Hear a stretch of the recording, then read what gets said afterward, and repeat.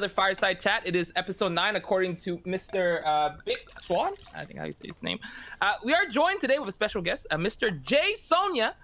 So he's going to give us a little backstory in a second, but I'll introduce everyone else. I am Ken. I am D Hitman. I am your host today. We have Andrew Valkauskis. He is the owner, creator of this lovely game. And we have also, I guess to this side, right? This side, Mr. Aaron over here. He's going to be also hosting. So it's going to be a fantastic day. So Mr. Jaye, tell us about yourself. Tell us about yourself. Hi, I'm Jaye Sonia. I am the crazy owner of Stormity Studios, which is going to be 10 years old next year, which is kind of crazy. I write RPG games, as you guys know. I wrote Bloodlines of Black Magic, Rune Dawn of Twilight, a big portion of the first Bloodlines of Black Magic, Alessia, The World of, and that's about the big four that I've been working on. I've got some other books in the work, and I'm a former expat. I spent fun thing about me. I spent about 7 years in Kuwait, and spent a lot of time traveling when I was younger. So I've been to a lot of places. I stacked up my passport, which I think lends well to game design and the sort of things we do as world builders and content creators. And I'm a bit of a workaholic, but other than that, I'm, like the rest of you guys, I'm in the industry making things, hopefully making good games that people like, and trying to persevere and push through.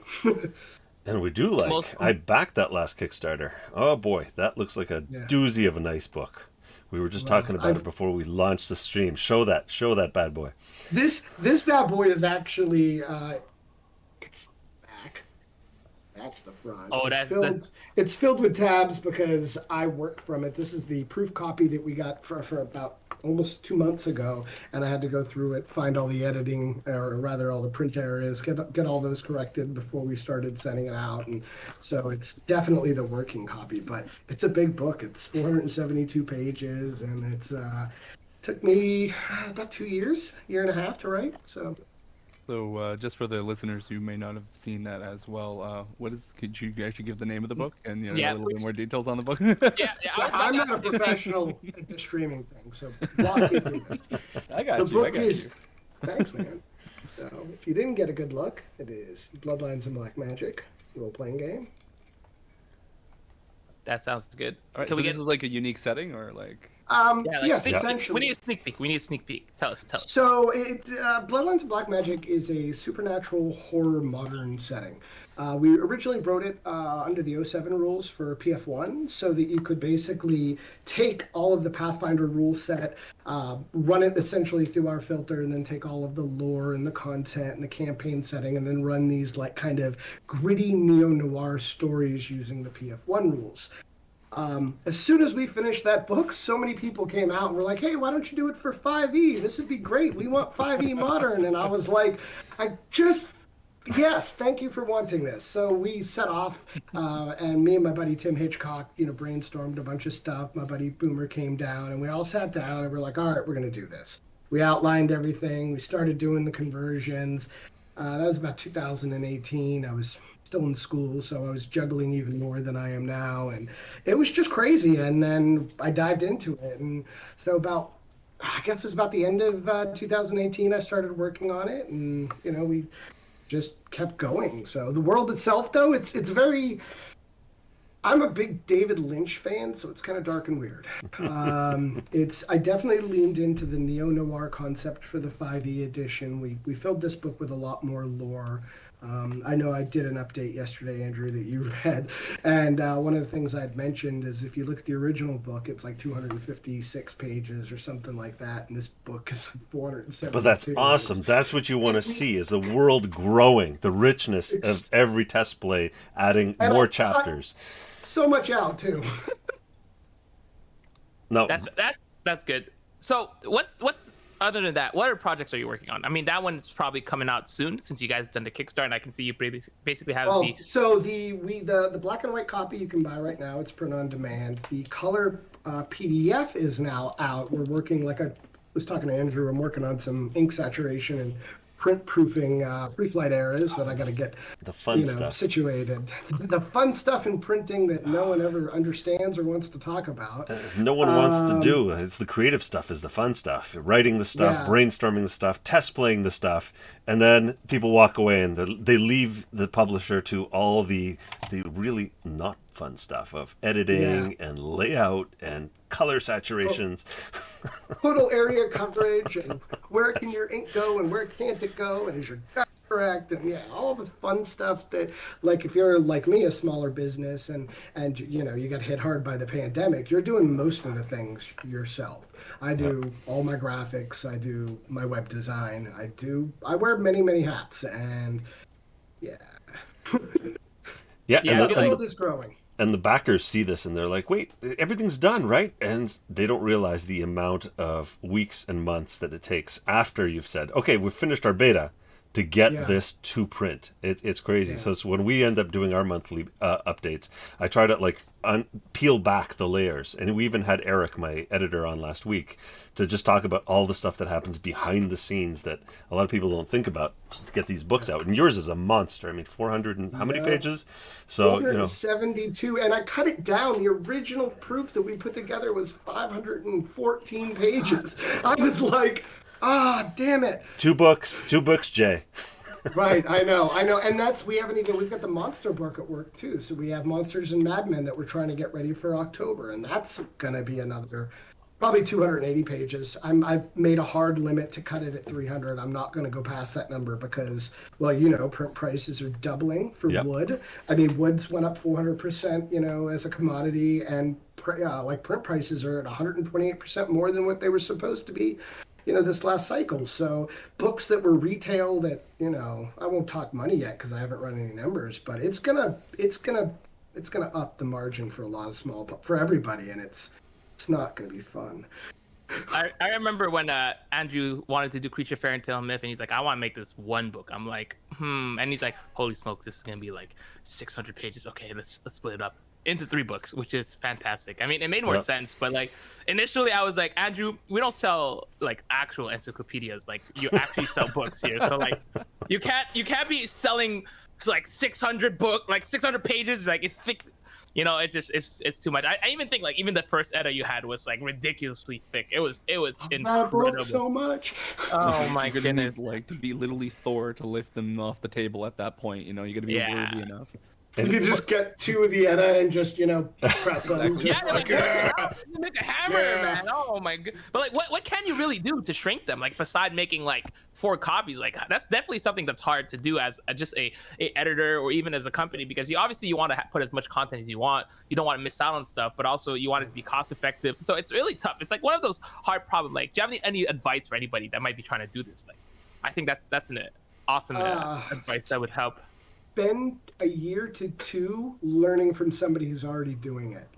Volunteer, donate time, learn, have a graphic arts background or a background in publishing, be willing to lose a whole bunch of money, or, and in terms of and I don't necessarily mean in financial investments, but in terms of when you look at your time, right? Because your time is money, whether you recognize that or not. All the time that you invest into content, every moment that you're writing a Kickstarter update, every moment that you're spent answering a message to a backer or an email, it's a question from somebody on social media, and we're all super accessible. We have to be.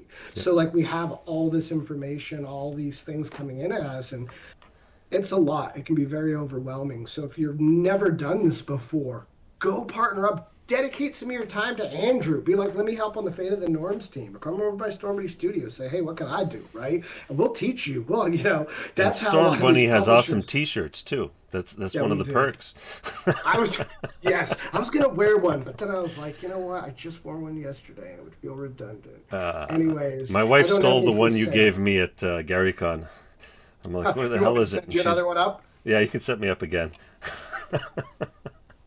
Yeah, people love those shirts. They're really soft. Nice. It's super soft. Yeah. Exactly. That's what I was going to say. Yeah. You found a really nice manufacturer. But to get to Ken's question, I mean, we're both going through this same exercise, and this is why I thought of you also as an imminent guest here on Fireside, is we're going through the same exercise of shrinking down our books. Children of Veru, we're in the same boat. And so if anyone's like an industry person that's on our Discord chat or watching this later on YouTube, I mean, there's a couple of things you could do. I mean, the very first thing we did was I love 14 or 12 point font because I don't want this to feel like a textbook, but we went down to 10 point. I've been at 10 point. Yeah. And then after 10 point, you're like, okay, well, what can we do with the white space between the lines? So that's the leading, right? So you end up playing with the leading with all the text. And then you're like, okay, well, we got this beautiful artwork. Can we shrink this down, or can we maybe feather it to be able to get a little bit more text on a page? So there's all kinds of these little tricks that you can do to scrape a couple of pages here, a couple of pages there. And in the end, I mean, I think we've already saved like 80 pages with the exercise we've gone through so far. Nice. So, I mean, Jaye, do you have any like points to add for anyone that would be going through this technically?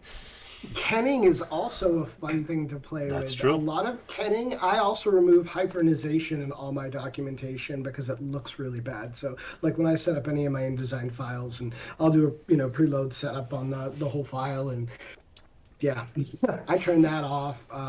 You can if you've never done it before, you can set character profiles and paragraph styles and that sort of thing in your documentation too to help get all that set up. And you can set those parameters up ahead of time. And when you do that, then you can just select those as you're doing your layout, and it auto calculates those things. And then it's just a matter of going through and making your adjustments. And you can reclaim pages that way too. So there's also grids, right? You end up using grids to make sure all the lines line up on different paragraphs or different columns or different pages.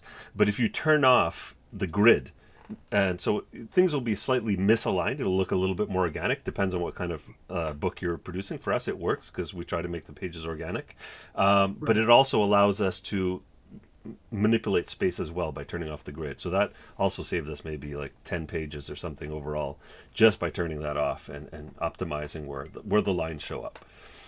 Yeah. You know, it honestly sounds like engineering. You guys are like engineering the heck out of these books. Like you're like, oh, what can let me calculate real quick. Okay, maybe the font to 9.5. Okay, well, maybe if I shrink this part here, okay, let me add the little map. It sounds so complicated just to try to make it smaller, which is pretty awesome in my opinion. I think that sounds pretty cool. Don't you think, Aaron? No, I think it's pretty impressive. I mean, it's both saving cost and essentially kind of like plotting out like the tiniest detail down to like the smallest icon down to, on an individual page. So yeah, it's pretty intense. And as a creative person, you don't want to cut content. I'm sure Jaye doesn't feel the same thing. You don't want to take out chapters. You don't want to take out monsters or magical items. There's two problems with that, because there's continuity issues. If you take things out, you maybe leave gaps or whatever, and then also there's the connectivity between the things. You reference things all the time in books. So you see chapter 3 or see this, and one of the things we had to do on this version was go through, and I'd reference spells that had been cut. I referenced a feat that had been cut. Nice. So you have to manually go through and take all that back out, because if you miss it and you're stuffing content in there, your backers come back or your audience and goes, hey, you keep talking about this psychic ability, but I can't find it anywhere. And I'm like, oops. Oh yeah, that's because we cut it. And yeah, so I mean, if you have in the background, like one of the things I do, this is on paper, but do a change log. Programmers do it all the time in comments and in revision control, that whenever they're creating things. Do revision control of your books too. Make notes when you change something. It's easier to take forward. That helps me at least. No, agreed. Oop, I'm so sorry. I just ate. So yeah. So since you guys are both game designers, and I mean, I feel like you guys just do everything all together. Like what's it? I think a one stop for everything. So you guys are very similar, you and Andrew. I'm just curious, how did you guys meet? Is this? I know you guys have a lot in common. But how did we you met guys... in GaryCon. So he was down here in Wisconsin at GaryCon, and I think you were running Fate of the Norms. We were going to a game. I was going to run something, and he pulled us. He just grabbed our whole group. It's like, hey, do you guys like Vikings? Do you like runes? And I literally had just published my first book, Rune: Dawn of Twilight, a couple of years before, and I'm a big fan. And we started talking, and I'm like, wait a minute, are you the guy that wrote the giant Edda book? And then that was it. And then that was it. That's all it took. Yeah, That's pretty great. It was one of those days where I was running games, I think, for 18 hours. Like, I feed off the people at the table. I sat down because we had registered for GaryCon a little late, so we didn't get our games into the catalog. And so I talked to Luke, and he's like, just grab a table in one of the hallways and put your banner up. It's no problems. Put banners and get players. There's always people walking around. And that's what I fell in love with. That was our first and only GaryCon. Planned to go back, but 2020, 2021. Yeah. But it was just, I was in that hallway and the seats did not get cold. Like, there were people dropping in as soon as someone dropped out. Like, it was just nonstop. And I couldn't believe it. Like, what? 18 hours passed? And what really helped was they delivered drinks. They delivered drinks to your table. You were GaryCon, of course. You were having a great time. You were like, I don't ever leave again. I just gotta. The only time I have to leave, I go to the bathroom, and even then, like, oh my goodness, it was a lot. But okay, so you did bring up Rune. Can you tell us a little bit about it though? Because I'm sure you brought it up, but I'm sure a lot of people don't actually know about this Rune game. Give us a little more. It's a world. So Rune was a campaign setting that I wrote based off of my exploration of the Elder Futhark. I lived in New Orleans in 2005. We had this giant hurricane called Hurricane Katrina. It displaced a bunch of people. And like a lot of people, I moved to Houston, and I needed something to help me exercise my proverbial kind of demons, the stressors, the things I was dealing with, post-hurricane. And at the time I was reading about the runes and also getting back into gaming. And a friend of mine's like, why don't you take the two things that you like and just combine them, run some Nordic stuff, And it became this organic thing. I ended up taking a job a couple years later, moved to Kuwait, and I ran that as my homebrew for 3 or 4 years. And the more and more I developed content, before I knew it, I had damn near 200 pages of written notes, and I had went out and hired artists to illustrate different characters in the world. And because of where I was at, and I was a little more flush, I was able to go out and hire some cartographers, and before I knew it, I had everything I needed to write a book. I pretty much had a working book for my homebrew. Even my players were like, dude, just write it. And so I did. And Rune itself is this Nordic-inspired setting. It's Rune Dawn of Twilight. So the whole idea is this world is sitting at the edge of Ragnarok. It's trying to solve what's happening before Ragnarok occurs, but it's done in a stormpunk setting. So there's lightning guns, there's dwarves that are druids that are pulling, power from the skies. The cities have electricity. It's not steampunk. There's no steam engines. That technology is never developed. It's more like Tesla. If Tesla's technology were then spread throughout through Scandinavia, that portion, and then. Well, not just that portion. It's definitely sort of multicultural. Like, we brought a lot of other cultures and ideas into it, but it's not a replica of of the world of Earth. So I got a little bit of a Warhammery vibe as well when I was going through the book.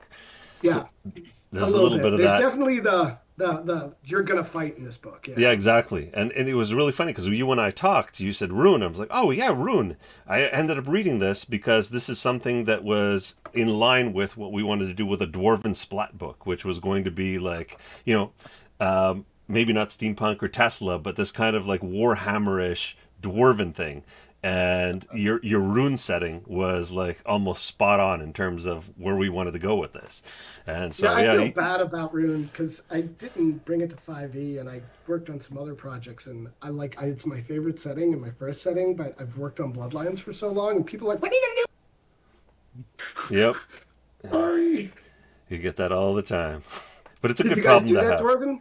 No, we never did it. Dwarven? We never did it. So this is something that's on our kind of roadmap, and we talked about it way back in Gamers Vault. Who was it? So there was someone that actually ended up. It was.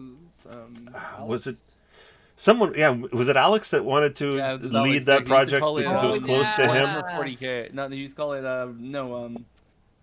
Fate of the Norns 40K. Yeah. They used to call Oh it. yeah. Because the Dvergar in a Ragnarok setting are basically arms dealers. They don't care if the giants or the Right. gods win. They're arming both sides. They realize both sides are going to wipe each other out. They're going to be rich, and they're going to just ride it out Have after everything for Ragnarok. them. Exactly. And they feel that the Norns are just selling. They're peddling snake oil. Like they're like prophecies, schmophecies. You guys don't know what you're talking about. So they've got their entire agenda filled out of being these arms dealers that are going to like reap all the rewards and in the end have this the best kingdom. And so this would be the splat book that actually focuses on the Dvergar kingdoms and the way all the kings fight for having the position of the High King, and it comes down to which tribe was actually, or which kingdom produced the most amazing things. So that was kind of their governance model, which is whoever's the most talented gets elevated, and whoever's making the most money selling to the gods and the giants. So they're completely unscrupulous, like the Ferengi. We were like going to have these the laws of exchange, and It's kind of awesome. so it was very cool chatting with you at the table at GaryCon. I mean, you were there for quite some time, and Yeah. it was very memorable. So, Thank you. I'm curious. Like, as both of you now have actually created source material for other people's systems. Does that feel kind of like how does that feel like going through that method? You know, basically think about someone else's mechanics, so then creating something else that matches their mechanics. And also, do you feel you're stepping on that creator's like feet, like Wizards put aside? But like, I mean, to a certain degree, like I'm just curious about that dynamic. Like, I've personally never created anything for someone else's source before, but Well, I'm gonna let Jay take this one because I've only got one book which we did for 5e, right? Which was the Creatures of Fairy Tale and Myth. I guess. What do you mean in terms of source? Do you mean are you taking from other people's myths? And I mean, like... in the sense, sorry, I mean, like, for example, if you create a book that works with 5th edition or a book that works with like Pathfinder, essentially something else that works with another core system. So what exactly is the method behind that? Like, do you think, okay, I like this mechanic, here's a cooler setting that I would want to go with it, and these are some rules I would add to make that setting work? Like, what exactly is the thought process behind that? So for me, it depends largely on what I'm creating. Bloodlines, the first edition for Pathfinder, like I said earlier, is pretty much a filter. It gives you alternate mechanics. It gives you a set of constraints to alter how you create. It doesn't restrict content coming in, but it has some general advice. Like if you're going to play in this setting, you want a crunchy neo-noir setting, then you want to just take and just not include this list of content, right? Or maybe you want to default and include this list of content. It's recommendations that allow you to customize. Dealing in terms of compatibility with somebody else's mechanics, when you say, for instance, the OGL or the Open Gaming License, like we did with Bloodlines, now you're taking essentially the core concept rules, which are covered under the OGL, and then you're saying, all right, I'm going to modify these either in a very thin, slim way, referencing the source material, not the IP, but the source mechanics, right? Because you can't reference necessarily with 5e like Wizards material. It's their IP. It's restricted. If you mention a Githyanki, you're getting lawyers knocking on your door. Yeah, right? yeah. You absolutely. I'm not even getting into Cease and IPs. desist. Cease and desist. Yeah. Well, I mean, it costs a lot of money. You print something that people look at, like deities and demigods from first edition. People jump through hoops to try to find copies of the originals where their IP that's in those books wasn't ever registered to TSR. That's why they were pulled. The Cthulhu right? Like, and the Melibone stuff, the Elric. They didn't have permission to print that, but they created it in their systems, and and that got pulled. So, in terms of working with other IPs, that's a whole different thing, right? Mm-hmm. Like compatibility. In that sense, you just look at the core rules. You say, this is what I need to run this. This is what I want to add to, adjust, or modify, and then you create. For us, for Bloodlines, we rewrote everything. Okay. It's 5e. Everything you need to play is in this game, and it runs very similar to 5e. It has an extra attribute called luck. So there's 7 attributes. The point buys are arranged differently. The DC scaling is set up differently. but the concepts are the same. So if you're familiar with 5e, if you've played a bunch of 5e, you're going to walk in and be like, yeah, I know how to play this game. It will take you all of 10 minutes to learn, right? If you've never played 5e, then you're going to have to read it like you would any other book. You're going to have to read through the rules. You're going to have to learn how magic works, how equipment works, how challenges work, that sort of thing. And that's just about alignment. That's just in terms of matching those things. That's making sure that the rule set that you've put together fits your vision for the world, the thing you're trying to shape, but it's also in line with what the player base knows for that rule set. You can't make big drastic changes to it and then say, oh yeah, this is totally 5e, but it's only got 3 attributes. Everyone rolls a d6. You don't want to confuse your user. So if you say, yeah, if this is compatible, it should look very similar, at least close enough that the learnability is right there on board for people. They can just quickly onboard, learn it, and they're good to go. Jay, did you have any kind of player feedback where they wanted the aesthetic to be the same? As in, you know how the Wizards books all use that certain font in red for the titles and the 2 columns. That's called trade dress, and you can't actually copy that. So you have to be very careful with that. I see a lot of smaller publishers do that. They'll try to match WotC or Paizo's trade dress, and you can't do that. But that's protected. But the players don't know that, right? So it's familiarity for them. And that's what I ended up getting with the Creatures of Fairy Tale and Myth, is we produced it like we would any Fate of the Norns book. So very organic, lots of artwork throughout the entire book. The breakdowns are these tables that are highly stylized. And some of the players are like, well, this doesn't look like 5e. And he goes, when I read it, it is 5e, but it doesn't look like it at all, and I don't like it because I want my 5e look, and Well, and that's a problem. Well, it's not a problem, but that's the beauty of being the big dog in the yard, right? Yep. Wizards can set those.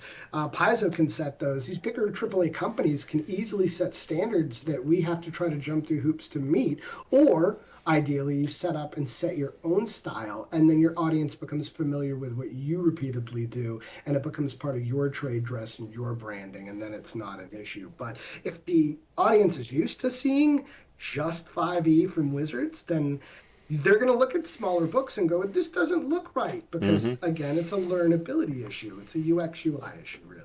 And you can't do much about it because you can't copy that. Nope, for sure. And you walk a fine line in terms of the amount of change that players will accept to 5e, right? So as you were mentioning, so what I wanted to address is just my pet peeves with 5e, certain things that I just did not enjoy teaching over and over to brand new players. Like the action system is my biggest beef with it, which is, you've got your free actions, your partial actions, your bonus actions, your full round actions, your reaction actions, your attacks of opportunity. A brand new player sitting there going like, I have no idea what I can do on my turn. Can I just use actions? And so we ended up coming up with a system which is just, you get a number of actions of 1 plus your proficiency bonus, and you need to use that for everything that you want to do. And that's a lot easier to explain to players where, we're past that hurdle already. And then the second one was, the hit point system. Nothing happens in hit points when you're moving a creature down from 50 to 0. It's the same. You're just doing math over and over and over. And then a state change happens when you hit 0. That is the most boring thing in the world. That's not how anything works either. No. It's not that hard line binary between off and on, and that's it, right? Like, you're not dead or alive, right? We do something in Bloodlines with that. We have this wounded condition. And then when you hit a certain point, like, you're wounded, things are a lot harder. You're bleeding out, you might die. Things get much more difficult when you're wounded, because if you got blood loss and maybe you're missing a couple of fingers, it's not pretty. And it's good because it makes combat feel visceral rather than just an exercise in pointless math.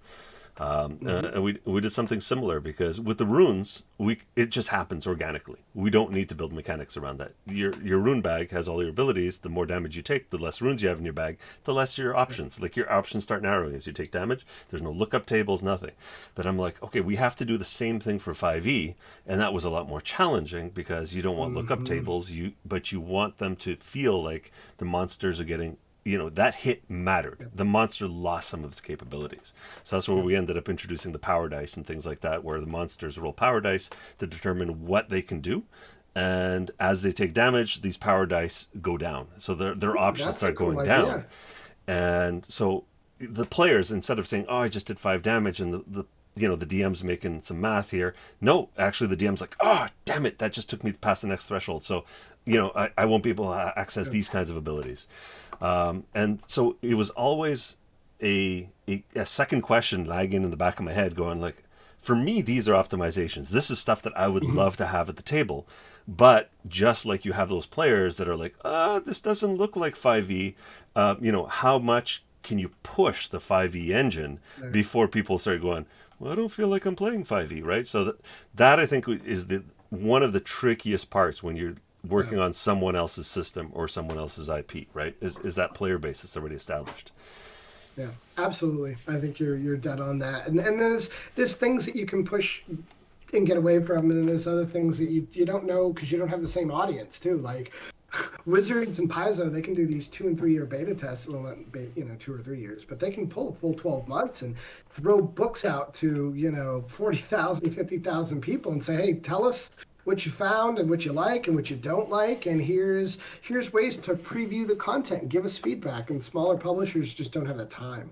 They don't have somebody dedicated on staff that can just read reviews and source out great ideas and feedback. You just have to, you work with smaller teams and you hope you get things. Luckily, sometimes you're lucky and you get some really spot on cool rules that everyone likes and it works outside of that, and sometimes you're like, well, it worked for us and nobody else. All right. So wait, my mic's still on. Just checking. You're good. Yeah. So speaking of, I forgot to ask you guys this before because we talked about how you guys met. Is there any plan of you guys collabing together? Because that'd be pretty sick, in my opinion. Because we talked about your stories of how you guys met, and obviously you guys both did some Viking kind of stuff. So like, what kind of collabs we could see? That'd be sick. I talked to Andrew. We both talked about doing some 5e stuff together right before the pandemic happened, and then the pandemic happened. I think we spoke in March of 2020, was it? March or April, sometime early to mid-spring or something like that. And then we were like, oh, we're going to do this. You even sent me your 5e book, and I was like, I'll give it a look. And then I got into writing Bloodlines, and I was trying to finish up this and that and working on, all the dozens of things I'm always working on, it seems like, and I just didn't get the breakaway time to. So that's time. Yeah. Yes, it'll happen. It'll happen for sure, right? Even at GaryCon, we were already talking because as soon as Jaye was telling me he's done Pathfinder, he's done 5e, or at the time you were planning to do 5e, I was just sitting there going like, this is in his wheelhouse. He loves Vikings, and we have a ton of fans that are like, can your world be ported to a Pathfinder or a 5e setting? Yeah. And I was just like, I've got a little bit of experience in this, but Jaye has a ton of experience in this. So, I think there's definitely something on the horizon for us doing together. But one of the things that I'm kicking around is, this is probably worth discussing because 5e's already how many years old? Like 7 years old? A little bit, 8. 8. 5e came out in 2013. So 2011 for the betas when it started, or 2012. Okay. So how close is a 6e, right? So this is one of the things that I think about because I keep hearing, actually from an insider source, 6e was already written and was the answer to Pathfinder 2, but because Pathfinder 2 didn't kill it, it just went back on the shelf. But how much more life does 5e have? And in terms of investing a ton of work in a system that might have a sunset soon is one thing. The second thing is, if we go Pathfinder 2 does not have a lot of material out there, but it also has a much smaller player base. It does have an awesome action system, though. I give them the 2 thumbs up for how their 3 actions work. It simplifies things a lot. What are your thoughts, Jaye, in terms of these open gaming license systems, their sunsets that are coming, and the current state of things like PF2? Man, that's a big topic. You got to look at the OGL starting, and the OGL came out in 2000. So the open gaming license is already, well, it can buy a beer, right? Like it can take its little license ass down to the bar and have some shots if it wants, right? It's 21 years old. It's older than some of the people that play the game.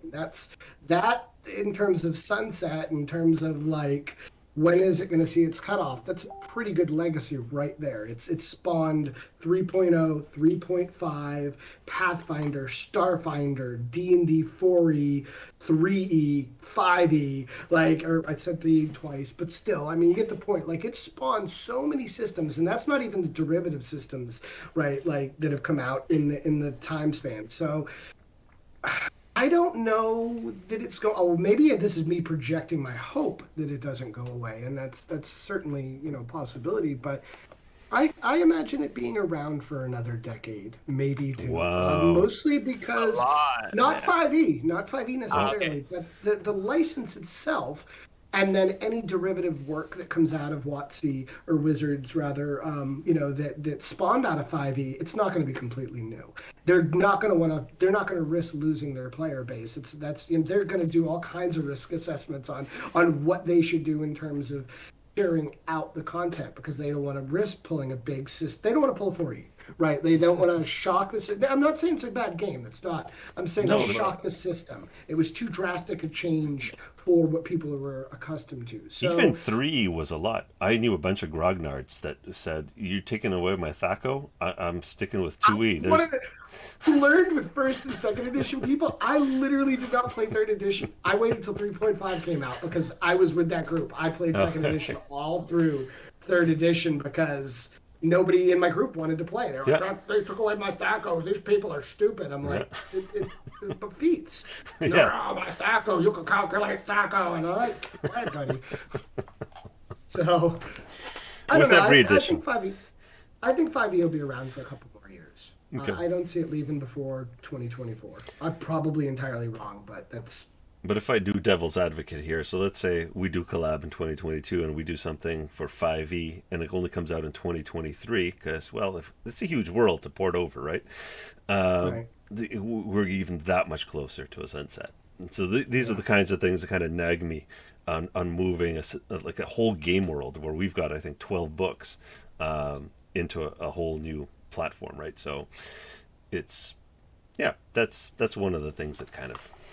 But you could kind of do like a template, right? First, like you kind of be like, okay, we do this portion that can kind of go for both. I know you can't predict what 6E or whatever it is going to be, but you can kind of still do some of it in the works, and then when it comes out, you can still kind of make adjustments, unless it's going to be insane changes, which typically speaking, it's not that crazy from one edition to the other. So that is definitely possible. I'm excited for that. But since you guys are two creators that are creators, and obviously you started as people who wanted to create, how does one go from wanting to create something to start creating and actually making the progress to make these products like you guys have made? I'll start with you, with Andrew. We'll start with Andrew because... Yeah, I was going to say. I'll start with Andrew because Andrew's got quite a bit. How do you move from a creative project into what, like going commercial? Actually doing okay. it. So right, like in my head, I'm like, oh, I want to make this game. I want to make this game, but I don't know how. How do I go into it and start making it? Right. Mine was a much more gradual approach. So Fate of the Norns started in 1992, and this was a passion project. This is a system that had a percentile-based system. The tens number meant something, the ones number meant something, the percentile meant something. It's a pretty unique take on how the percentile system worked, but it was never meant to go commercial. And I think when Adobe Acrobat came out in '96, we started baking some PDFs that I think we sold for like $2 on a diskette. We would send off the file with a password on a 3.5-inch diskette through the mail. And it just kind of like continued going. At 2002, we ended up creating a life path system that used the Elder Futhark set, and that's kind of planted the seed in my head of like, we can do more with these runes than just like a little gimmicky thing. I think it can redefine how a core mechanic can work. And roll around 2006, after 4 years of just nose to the grindstone to try and make this work, 2005 was the light bulb moment. The light bulb moment that where meta tags popped into my head in terms of color coding the runes and then using meta tags to combine runes in any combination and changing the way powers work. And all of a sudden, everything started falling into place. And 2006, I quickly released like this open RPG of, Ragnarok. We fast forward the timeline to Ragnarok, and we say, this is a brand new system, no longer tethered to the percentile system. And just as, everyone's like sinking their teeth into this, my kids start being born, and I just completely shelved this for years. Like, it just goes up on the shelf, and I don't even think about it, and I don't even realize that there's a lot of people that have started playing these games, that it just went out there. And 2012 rolls around, and I get an email, I think in January, where someone just out of the blue, I didn't know this person, they were like, your game system's turning 20 years old. Are you doing anything to commemorate it? And I'm like, oh shit, I feel so old. 20 years. Oh my God. No. So I just kind of like blow them off. February, I get like 3 people that similar vibe of like, your game's turning 20 years old. Are you doing anything? Are you producing, like, what's the next version? And I'm like, who are these people? Like, are they coming from Reddit to troll me or something? So roll around to March, and this thing is snowballing, and I'm just like, I don't know what the hell we're gonna do. So I just said, okay, we all have IT jobs, so everything's fine. So we say, let's do a print run of like 20 books or something like that, and see, are there 20 people out there playing this game? And we went to the printer. The printer's like, no, you 500 books or something. It was the minimum print run, and we ended up just sinking the money in, and most of those sold in like 2 weeks. And I just went, what the hell? Who are all these people playing our game?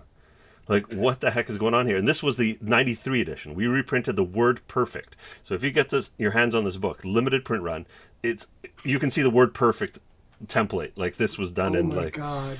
So this is what we ended up putting out there. And then so after the success of this, everyone starts going, well, Ragnarok's the next thing. You have to print Ragnarok. And I'm like, we just used up all of the open license art out there from Wagner and all that stuff. Arthur Rackham, all that stuff was in that first book. Now we need to pay artists, and we need to manufacture runes. And I'm like, this is just impossible. There's no way we can do this. And someone mentions Kickstarter. And I'm like, what's Kickstarter? And this is 2012, and I look at this, and I'm like, well, it's worth a shot. Like, this was like a Hail Mary, like, okay. I underestimated what was going on with first edition, so let's put this out there. I think we needed, like, I did a math, $8,000, $9,000 to get this off the launching off, and we ended up doubling that with our very first Kickstarter. I was just like, holy cow. There's a huge demand for this, and ever since then, I think Kickstarter was really the catalyst. If you're looking at people trying to get in now, I mean, there's so many things that have broken down these barriers. So one is like print-on-demand books. So you no longer need to go out there and say, I need 5,000 copies of a book. Second is crowdfunding. Crowdfunding will tell you your market size, tell you your demand, and be able to get you past the gatekeepers.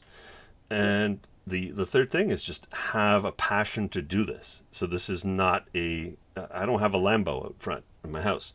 This is like a passion project, and you have to put in the blood, sweat, and tears to get this stuff out. And now we're about to launch our 13th Kickstarter. And, it's all thanks to all these people out there that made it possible, that actually love what we do. And I think it's very similar for Jaye. This is a passion of his. I could see it in his eyes when he talks about this. And, I think all these Kickstarters have basically reinforced for you that there is a demand for the stuff that you do.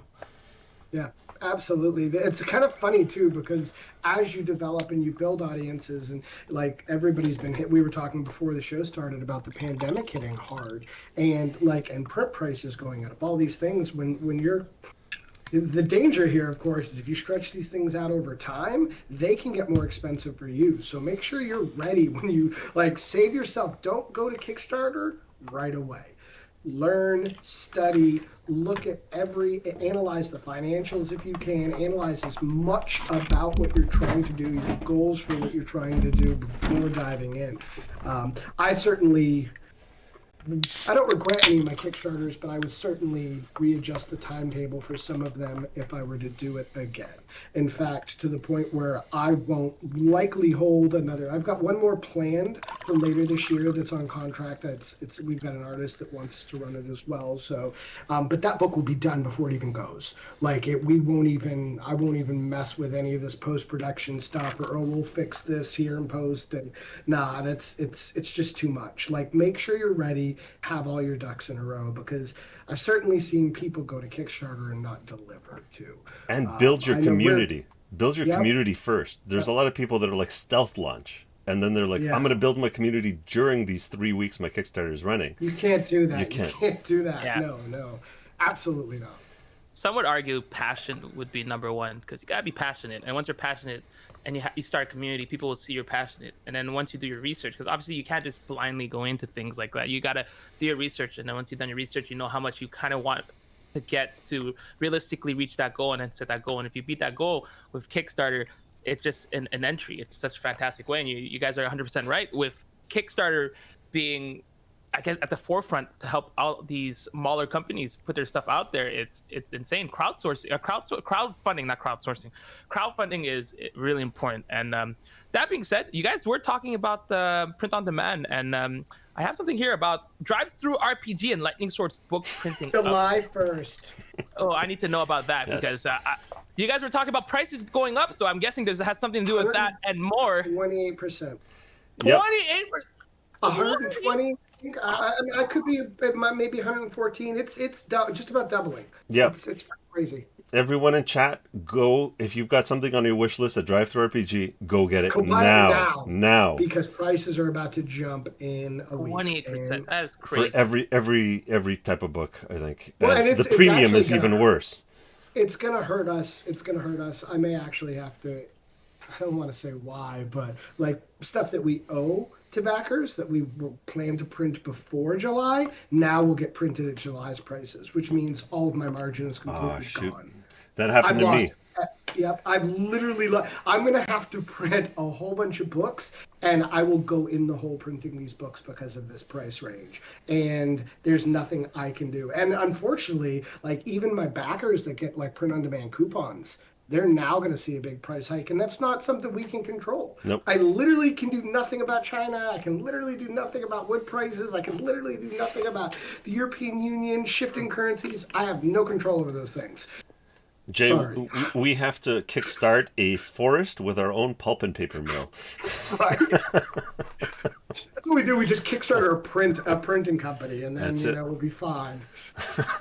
Which doesn't make paper any cheaper, but Well, if we grow our own trees. If we're gonna do that, just go with hemp. It'll be cheaper for you guys. There's no middleman. You guys are just straight getting your own paper, your own wood. Perfect. Oh, and you make your own wood runes, Andrew. Oh my God. Exactly. Perfection. Oh goodness. It's all coming together. Cardboard wood. Can we get some cardboard runes? Actually, I wonder if wood would be easier than cardboard. I don't know. Maybe cardboard might be too expensive right now. What? Yes. Brand new, baby. Brand new. It came in for sneak peek, everybody. So yeah, like I was just checking them out. Prices right now, right? So we'll sell those for $30, right? Yeah. I think the metal stainless steel runes are going to be cheaper than our cardboard and wood runes. Probably. Speaking of that, I gotta show you this too, since we're talking about divinatory tools that make it into games.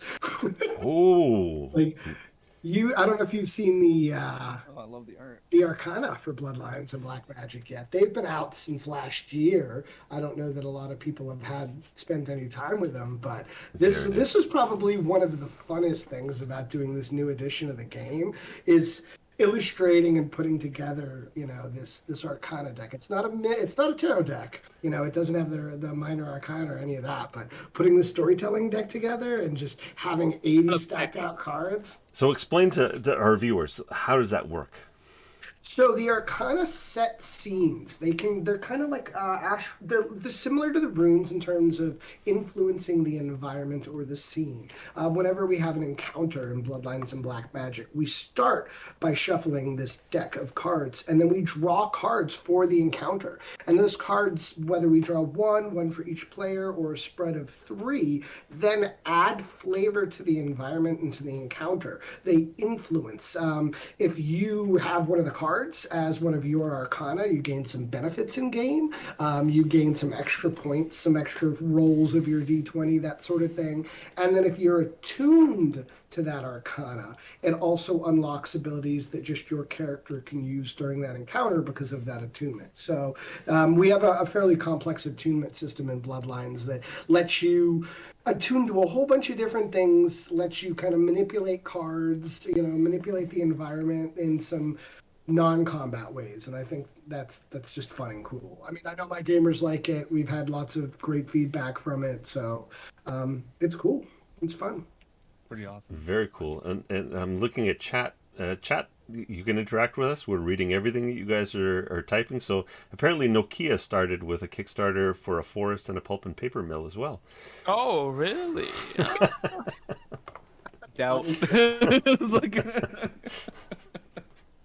straight up doubt. Oh, that's hilarious. All right, It's on the internet. It must be true. Nah.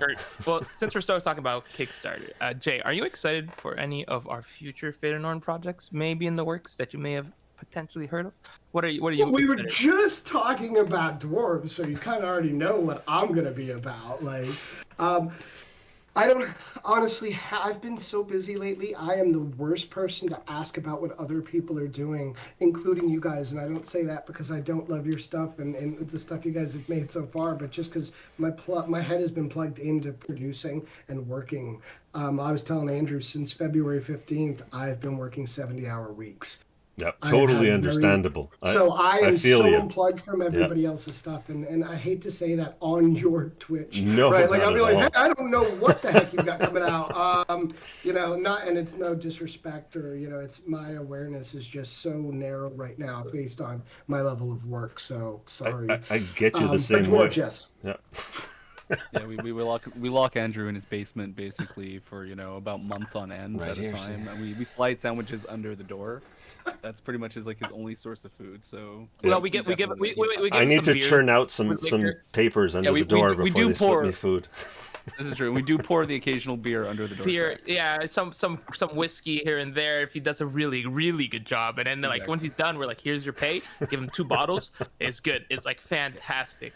No, All but right, so- I totally feel, Jay, in the same way, where I've got my nose down so many times where I show up at a convention and there's stuff going on in the industry that everyone seems to know about, but I'm like, And I don't. I'm I'm completely so- in the dark, and they're like, are you serious? You don't know about this scandal or whatever's going on? Yeah. And I'm like, I don't even know the people involved in this thing. So it's just, I think with small press, there's so many little things that you need to take care of that you don't have time to get into the drama or whatever else is going on. And the fun part is, like, you show up at a convention and you may not follow your friends' companies to the point where the Kickstarters are happening, but when you see their new stuff at their booth, that is just Absolutely. a blast. You're like, oh, I want to. I love it. Yeah. Yeah, I'm so happy for them, and I want to see everything that they've put out. And when I see more and more stuff on my fellow people in the industry at their booth, it just means the industry is growing. Everyone's doing well, and you kind of wish the best for everyone. I'm actually hoping to do a booth one of the not this year, but I think next year. Gamehole Con. Some cons. I'm going to try to make Gamehole this year. I don't think I'll have a booth at Gamehole. I'm not going to register one or anything, but I think next year I want to try to put a booth together. You can come by as an honorary Viking at our booth. We've got one at Gamehole Con. Bring your drinking horn. Nice.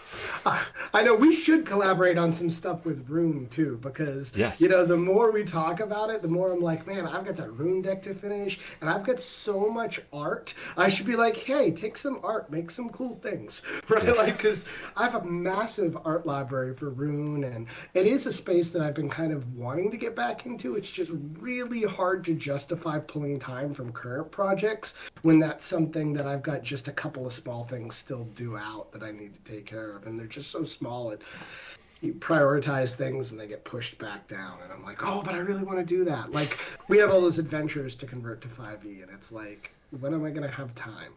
So I don't know, I'll just find somebody to do it. Like, somebody convert this. Yeah. It is important. It is important to delegate. That's one of the hardest things too in small press, is learning to delegate, and also training the people into being able to deliver when you delegate to them. Because in small press, you've got a universe that you've created, and you've got skills that need to be done in InDesign or editing or writing, and you need to know the canon of the world. And so it's not just you can go to Freelancer and go, I'm going to pick you as a writer, and you come over here and you write the next novel in the Fate of the Norns or Rune universe. They can't do it. They don't understand. You need to nurture and build the skill set in the people around you, and that takes months, if not years, in some cases, before they're spun up enough to you going, okay, you go with this project and deliver this. And it's nice, but there's a lot of stuff that happens beforehand. Fiction helps too. Yeah. If you've got creative people on your team that produce fiction in and around your setting, and that can kind of onboard others and showcase what you're offering without requiring them to read a 472-page book, right? Like, even my playtesters are like, man, books, right? Right, I know. I should have done a DMG I should have done a player's book and a game master's book, but it's never too late. I was trying to make. I could split it up later on, and I may have to, but yeah, it's but definitely make them smaller. Yeah, and the attention span of some of these millennials is really low. They see a 400-page book. Gosh. They're like, I'm not reading this. What were we talking about again? What were we talking about? You know what? I am not even. I don't know. What were we talking about? I'm not gonna. I don't think we should be shaming anybody's generation. Yeah. Because there's so many different skill sets that's required at different levels over lifetimes and different lifetimes, and it's just. You ever read Douglas Rushkoff's Present Shock, When Everything Happens Now? No.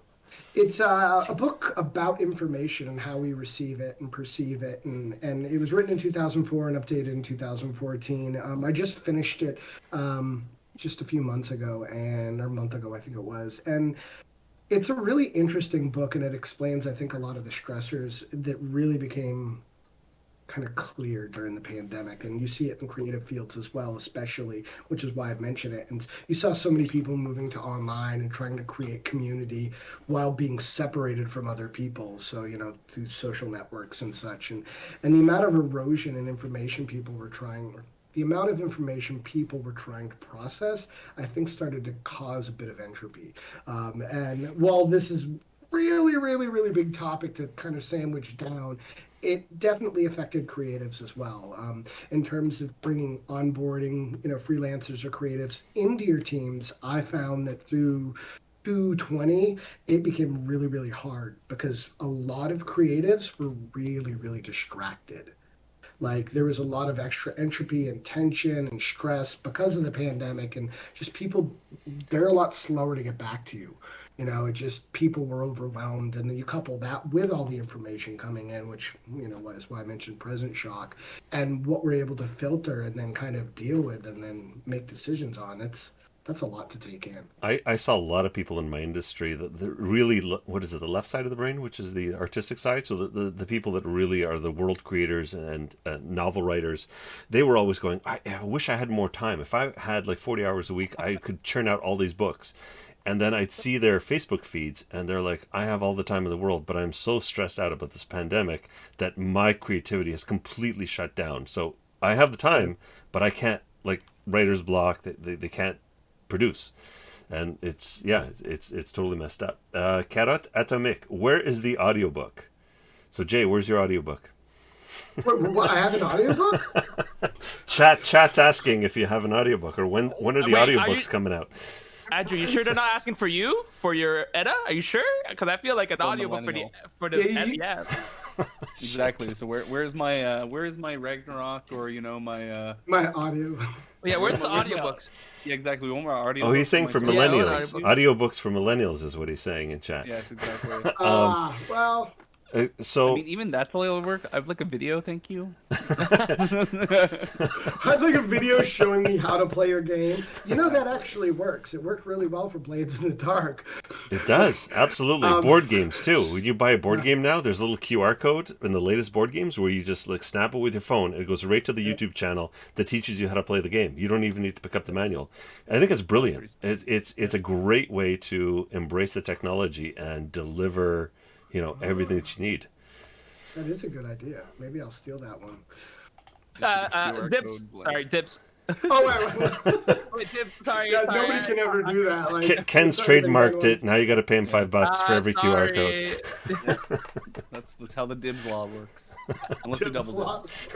It's like- That's called Ken's Law, folks. Ken's Law. So That's how copyright works. Chris mentions trademark. age and blindness. So that brings us back to our font size. We try to make the fonts as big as we can, but Have you seen these glasses? No, good times. Good times.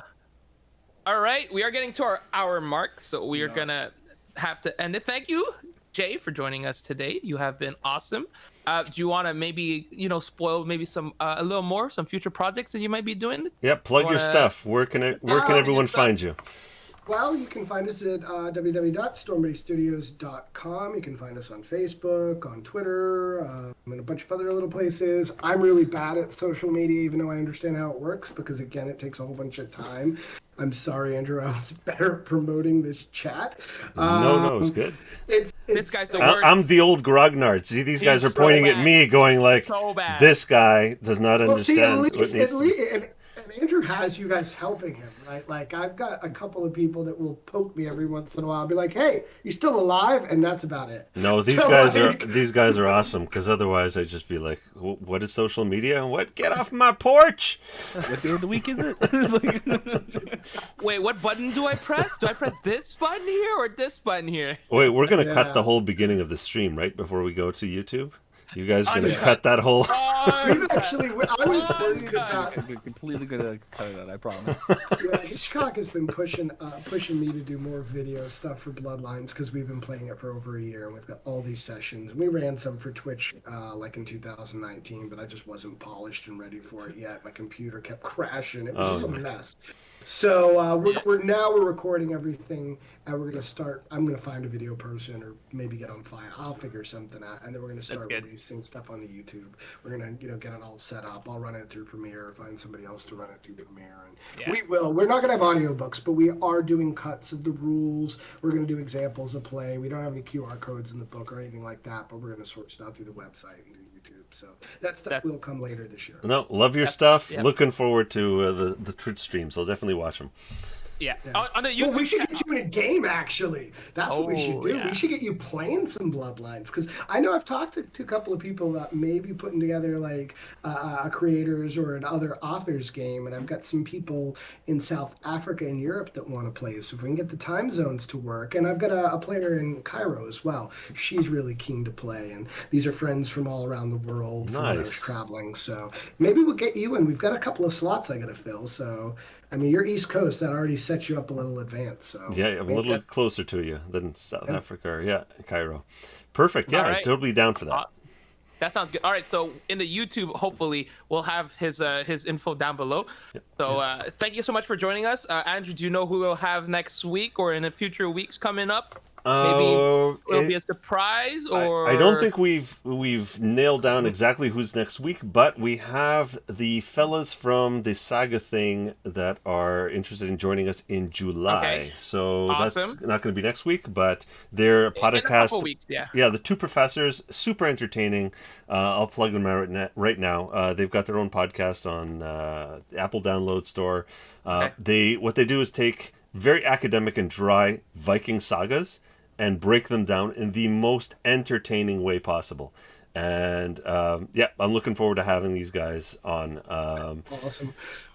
Yeah, make sure to follow us on socials. We'll be announcing these as well on our Twitter. It's going to be linked down below as well. If not, it's just Faded and Norns, I believe it is. It's FOTN. What's the Twitter handles? FOTN Norns? Faded and Norns? Just Faded and Norns, Andrew? I don't know. Twitter? You're asking the old Grognard that's telling you to get off his lawn. Yeah, it's a Fate of the Norns. Sorry, it's Fate of the Norns R. For Ragnarok, I guess. Ragnarok, exactly. All right, thank you guys so much for watching. You guys, thank you for joining us today. Thank you guys for having me. Thanks, All Jay. right, It's been a blast. Skål! Skål! I don't have anything Skål! to say. It's almost wrong to do it with water, but skål! Yeah, same.